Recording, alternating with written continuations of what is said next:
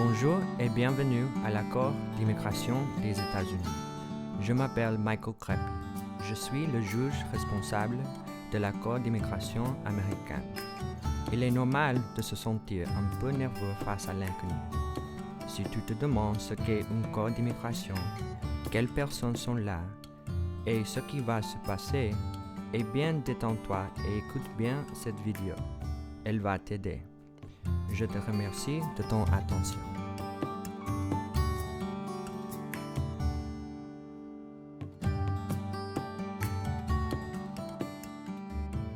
Salut, je m'appelle Shuming. Je m'appelle Malik. Et moi, Edgar. Voici la Cour d'immigration. J'avais un peu peur la première fois que je suis allé au tribunal. Moi, j'étais terrorisée. Pas moi. D'accord, j'avoue que j'étais un peu nerveux. C'est parce que je ne savais pas ce qui allait se passer. Je croyais que j'arriverais là et tout sera déjà décidé. Ce n'est pas ce qui est arrivé, hein?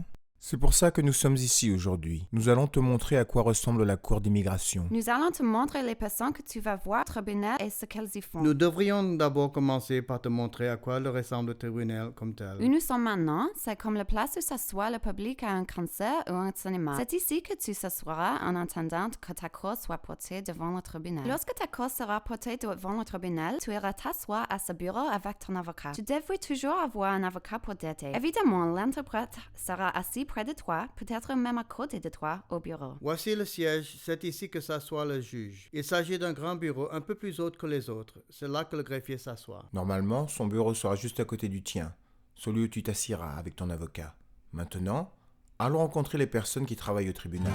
Bonjour, je suis le juge Mayer. Bienvenue à la Cour d'immigration. Salut, je m'appelle Malik. Surtout, ne t'inquiète pas. Même si je suis un juge et que tu es en cour, il ne s'agit pas d'une cour criminelle. Personne ici ne croit que tu es un criminel. Mais vous êtes libre de prendre la décision que vous voulez, non? Pas vraiment. Je suis un juge de la Cour d'immigration. Mon travail consiste à écouter ton histoire dans laquelle tu m'expliques pourquoi tu es aux États-Unis et pourquoi tu veux rester ici.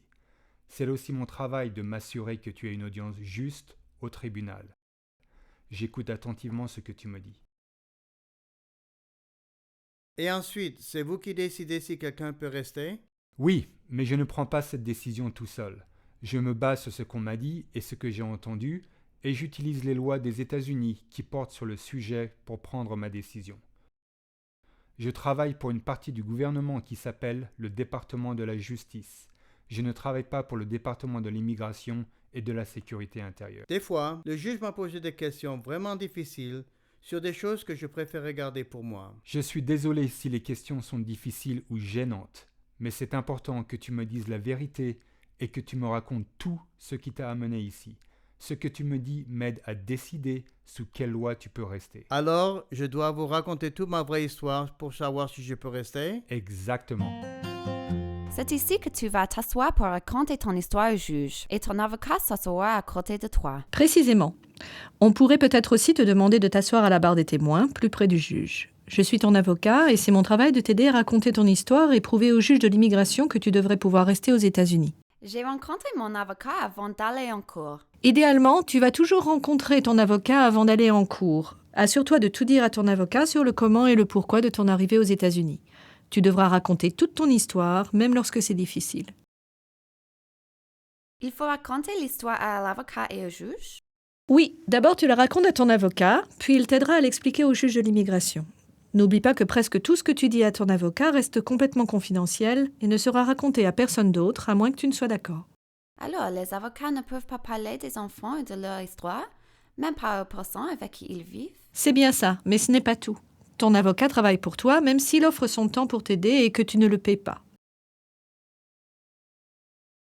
Autrement dit, tu décides de ce que ton avocat fait pour toi. Tu peux aussi décider de le renvoyer. N'oublie pas, si tu dis quelque chose à ton avocat que tu ne veux pas qu'il raconte à quelqu'un d'autre, même le juge, il te suffit de le lui faire savoir. Mais rappelle-toi que ton avocat peut essayer de te convaincre, de te faire dire des choses qui sont importantes et peuvent t'aider à comprendre pourquoi tu veux rester aux États-Unis. Tu devrais essayer de faire confiance à ton avocat autant que possible. C'est vrai, parce que ton avocat essaie de t'aider. Aussi, tout ce que tu dis en cours ne sortira pas de cette pièce. Personne qui travaille au tribunal n'a le droit de parler de toi ou de ta cause à l'extérieur du tribunal. Eh bien, si je comprends bien, notre avocat travaille pour nous et nous aide à expliquer notre histoire au juge. Exactement. Tu dois donc écouter très attentivement les questions que le juge te pose. Assure-toi de répondre franchement et de parler à haute voix et clairement. Le microphone est sur le bureau pour cette raison. Oui, et si tu ne comprends pas quelque chose ou si tu as une question, n'hésite pas à demander à ton avocat de t'expliquer. Il veut et a besoin que tu comprennes tout ce qui se passe. Qu'est-ce qu'il faut faire si on a du mal à suivre parce qu'on ne comprend pas très bien l'anglais? L'interprète est là pour ça. J'étais content d'entendre ma langue au tribunal. Ça me fait bien plaisir de te l'entendre dire. Je suis une interprète pour la Cour de l'immigration. C'est mon travail de m'assurer que tu comprends ce que se dit et que tout le monde comprend ce que tu dis. L'interprète va te parler et te répéter toutes les paroles du juge, mais dans ta propre langue. Des gens partout dans le monde viennent dans ce tribunal, mais l'anglais est la langue qui est utilisée au tribunal. Le rôle de l'interprète est de traduire des paroles en anglais de ta propre langue et tes propres paroles en anglais pour que tu comprennes tout ce qu'on te dit et que tout le monde comprenne ce que tu dis. Si pour une raison tu ne comprends pas la langue ou le dialecte de l'interprète ou sa façon de parler, n'hésite pas à informer le juge et ton avocat. Parfois, je ne savais pas qui regarder parce que le juge et l'interprète parlaient en même temps. J'essayais de regarder le juge lorsque je répondais à ses questions. C'est une bonne idée de regarder le juge lorsque tu lui réponds. L'interprète répète exactement ce que le juge dit. C'est important que tu comprennes ce qu'on te dit pour que tu puisses bien répondre aux questions. Alors, si tu as besoin de regarder l'interprète pour mieux comprendre ce qu'il dit, tu peux le faire puis regarder le juge lorsque tu lui réponds. Quand j'étais en cours, l'interprète traduisait toutes les paroles de tout le monde, pas seulement celles du juge. L'interprète devrait traduire tout ce qu'on te dit, ce qui inclut tout ce que ton avocat et l'avocat du gouvernement te disent. Si pour une raison ou une autre, l'interprète ne traduit pas les paroles, tu dois le faire savoir au juge ou ton avocat pour qu'il puisse demander à l'interprète de traduire pour toi ce qu'il dit. Voici l'avocat du gouvernement. Je suis l'avocat du gouvernement et c'est mon rôle de dire au juge pourquoi tu devrais retourner chez toi et pourquoi tu ne devrais pas rester aux États-Unis. Est-ce que je dois parler à l'avocat du gouvernement? L'avocat du gouvernement peut te poser des questions sur ton histoire que l'interprète traduira et tu dois lui répondre franchement et complètement, comme tu le ferais avec ton avocat ou le juge lorsqu'il te pose des questions. Le juge a décidé qu'il existe des lois aux États-Unis qui servent à décider si quelqu'un peut rester ou pas. Oui, il existe beaucoup de lois. Comment une loi peut-elle servir à décider si un enfant peut rester ou pas aux États-Unis? En fait, il y a l'asylum, puis quelque chose qui s'appelle la Convention contre la torture ou la CAT. Ces lois signifient que tu peux éventuellement rester aux États-Unis si tu as peur de retourner dans ton pays parce que quelqu'un là-bas te faisait du mal ou pourrait te faire du mal si tu y retournes. Il existe aussi le SIJS, ou statut spécial pour immigrants juvéniles, qui signifie que tu pourrais rester aux États-Unis s'il t'est impossible de retourner chez toi dans ta famille, parce qu'aucun membre de ta famille ne peut s'occuper de toi, ou ils t'ont fait du mal, ou tu ne sais pas où ils se trouvent. Est-ce que ce sont les seules façons de pouvoir rester aux États-Unis? Il y en a un qui s'appelle le U-Visa.